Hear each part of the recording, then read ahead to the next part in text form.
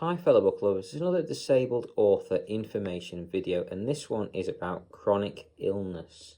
So I've done another one recently about chronic illness itself. This one is ideas on helping to try and manage your chronic illness. Now, if you go on the internet, it's going to fill you full of loads of all sorts of information out there, and some of it will be useful, some of it will be nonsense, some of it will be false information, some of it will be helpful. It's going to be all over the board, and it's difficult to try and work out what is going to help and what isn't.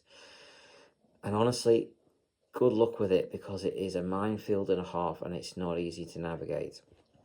So I personally, I'm just going to tell you what I've used in the past, what helps me. Now, some of what helps me is medications, being on the right stuff, painkillers, that sort of stuff. So, but you don't want to become too dependent, especially on painkillers. They are not good to go down. Only after having a big scare did I come down off the amount of medications I was on, because I was on way too many. And only after that scare, I basically went into anaphylactic shock multiple times, and it was pretty severe, and that's what got me off a lot of different things at the time. I'm still on a ridiculous number of medication. I'm still taking way too many of all sorts of stuff, but it's far better than it was before. Now, I highly recommend checking out a way to do this without medications, without needing more pills, without needing more tablets. One of the ways I do it is mindfulness is one method. One method you can do without having to take more pills. It may work for you, it may not work for you. All you can do is try and see if it works. So part of this I would class under like meditation and that kind of thing. Working on your focus. There's books out there, there's a couple of audiobooks in fact on mindfulness for pain, I think it's called. Very good book. I've listened to it myself. I can't remember the name of the author.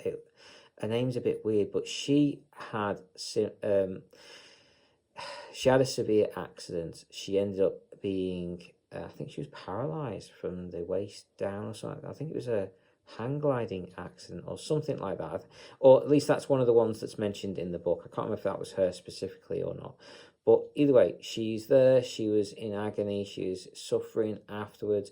She was just waiting for her next dose of painkillers just to get that little relief for a short period of time, and she wasn't really getting anywhere. But she got into mindfulness techniques, and that seems to have helped her. Now I think she's walking again now, in fact, which I don't think the doctors were actually expecting her to recover by that much.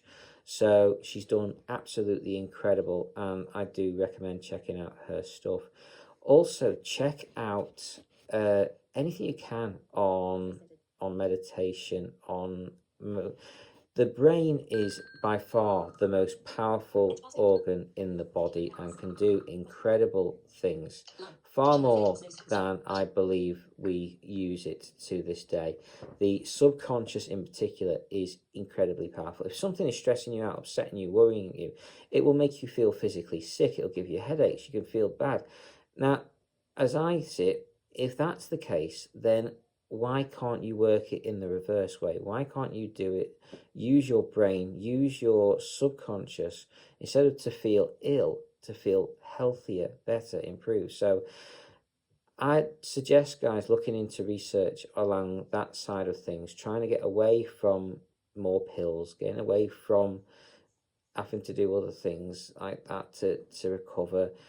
I mean, if it's what you need, it's what you need. I'm not saying don't take the medications. If that's what you're being recommended, do it, but check out other alternatives. There's no harm in researching stuff, checking it out, and good luck with it, guys. I hope it helps. I hope this has helped. I hope it's given you a couple of ideas on what to do, and I hope it's useful for you. So take care. I hope you've enjoyed, and carry on reading, fellow book lovers.